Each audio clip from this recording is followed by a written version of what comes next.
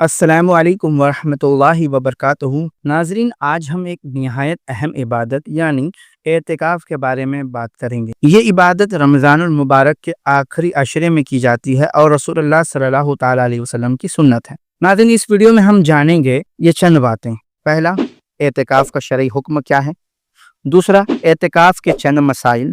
تیسرا، اعتکاف کی فضیلت۔ چوتھا، اعتکاف میں ہونے والی خرافات اور ان کی ممانعت۔ اور پانچواں، کہ اس سال ہم اعتکاف میں کیا کریں۔ ناظرین، آخری تک ویڈیو دیکھیے گا، لاسٹ والا پوائنٹ بہت امپورٹنٹ ہے۔ ناظرین، ویڈیو سٹارٹ کرنے سے پہلے چاہتے ہیں کہ ہمارے چینل دی ریالٹی آف اسلام کو سبسکرائب کریں اور بیل آئیکن کو دبا دیں تاکہ دین کی معلومات سب سے پہلے آپ تک پہنچے۔ پہلا، اعتکاف کا شرعی حکم۔ اعتکاف ایک عظیم عبادت ہے جو نبی کریم صلی اللہ تعالیٰ علیہ وسلم کی مستقل سنت رہی ہے۔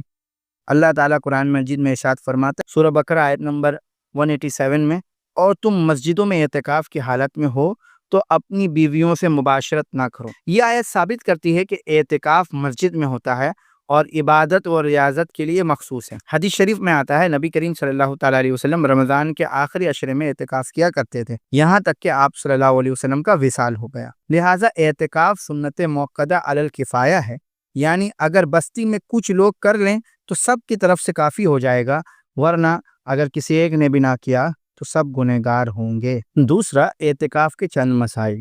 اعتکاف کے کچھ اہم مسائل درج ذیل ہیں۔ پہلا، مکان، یعنی مردوں کے لیے اعتکاف صرف مسجد میں ہوتا ہے، جیسا کہ قرآن مجید میں ذکر ہوا ہے۔ دوسرا، خواتین کا اعتکاف خواتین کے گھر کے کسی مخصوص حصے میں اعتکاف کر سکتی ہیں، جیسا کہ حضرت عائشہ صدیقہ رضی اللہ تعالی عنہا کے عمل سے ثابت ہے۔ تیسرا، دوران اعتکاف مسجد سے باہر جانا، یعنی شرعی ضرورت جیسے وضو، غسل وغیرہ کے لیے نکلنا جائز ہے۔ غیر ضروری باہر جانا اعتکاف کو توڑ دیتا ہے۔ پانچواں، اعتکاف کی مدت۔ مسنون اعتکاف رمضان کے آخری عشرے کا ہوتا ہے، لیکن نفلی اعتکاف چند دن یا چند گھنٹوں کا بھی ہو سکتا ہے۔ اب ناظرین، آتے ہیں تیسرے پوائنٹ پر، اعتکاف کی فضیلت۔ رسول اللہ صلی اللہ تعالیٰ علیہ وسلم نے فرمایا، جس نے اللہ کی رضا کے لیے ایک دن کا اعتکاف کیا، اللہ تعالیٰ اس کے اور جہنم کے درمیان 3 خندقوں یعنی 3 گڈھوں کا فاصلہ پیدا کر دے گا، اور ہر خندق زمین و آسمان کے درمیانی فاصلہ جتنی ہوگی۔ اور ایک حدیث میں آتا ہے کہ اعتکاف کرنے والا گناہوں سے محفوظ رہتا ہے اور اس کے لیے مسلسل نیکیاں لکھی جاتی ہے، جیسے کوئی شخص مسلسل نفل نماز پڑھ رہا ہو۔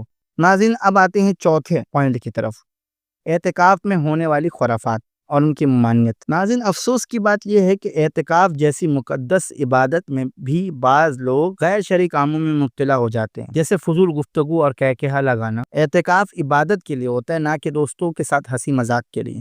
نبی کریم صلی اللہ علیہ وسلم نے فرمایا، جو شخص اللہ اور آخرت کے دن پر ایمان رکھتا ہو، اسے چاہیے کہ وہ اچھی بات کرے یا خاموش رہے۔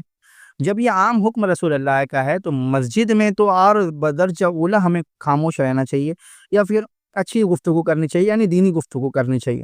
دوسرا، موبائل اور سوشل میڈیا کا غیر ضروری استعمال۔ کچھ لوگ مسجد میں بیٹھ کر موبائل پر وقت ضائع کرتے ہیں، حالانکہ اعتکاف کا مقصد دنیاوی مصروفیات سے دور ہو کر اللہ کی عبادت میں لگنا ہے۔ تیسرا، مسجد میں بے تربیتی اور شور شرابہ۔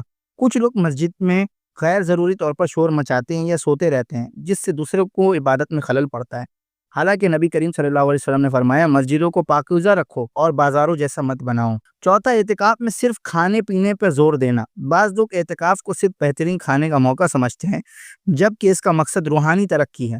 پانچواں پوائنٹ، کہ اس سال ہم اعتکاف میں کیا کریں۔ ناظرین، ویسے تو لوگ زیادہ سے زیادہ اعتکاف میں عبادت کرتے ہیں، قرآن کی تلاوت کرتے ہیں اور نوافل اور استغفار کا ورد کرتے ہیں۔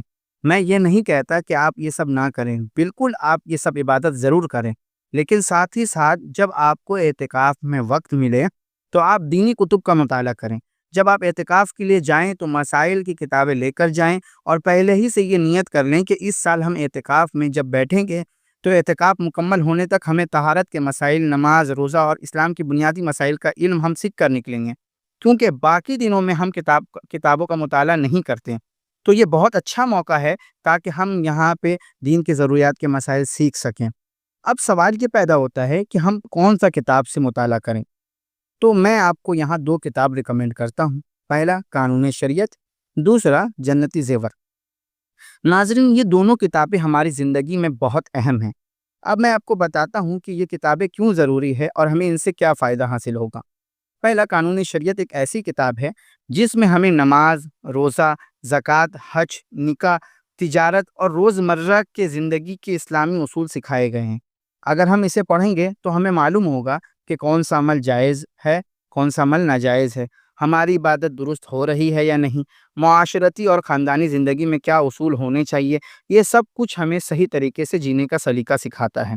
دوسری کتاب جنتی زیور، یہ ایک ایسی کتاب ہے جو خواتین، بچوں اور عام مسلمانوں کے لیے بہت مفید ہے۔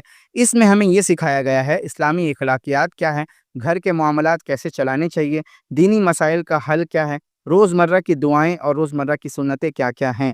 یہ کتابیں ہماری گھریلو اور معاشرتی زندگی میں بہتری لانے میں مدد دیتی ہے۔ آئیے اب جانتے ہیں کہ یہ کتاب پڑھنے سے ہمیں کیا فائدہ حاصل ہوگا۔ پہلا، اللہ کا قرب حاصل ہوگا۔ دوسرا، ہمیں دین کی صحیح سمجھ آئے گی۔ تیسرا، ہماری عبادت صحیح ہو جائیں گی۔ چوتھا، ہم اچھے مسلمان بن سکیں گے۔ پانچواں، ہم دوسرے کو بھی اس کتاب سے سکھا سکیں گے۔ یہ سب کچھ ہمیں دنیا اور آخرت دونوں میں کامیابی دلائے گا انشاءاللہ۔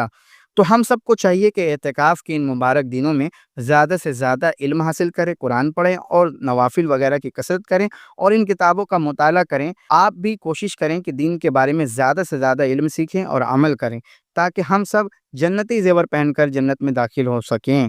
آمین۔ اگر آپ کو یہ ویڈیو پسند آئی تو اسے لائک کریں، شیئر کریں اور ہمارے چینل دی ریالٹی آف اسلام کو سبسکرائب کریں۔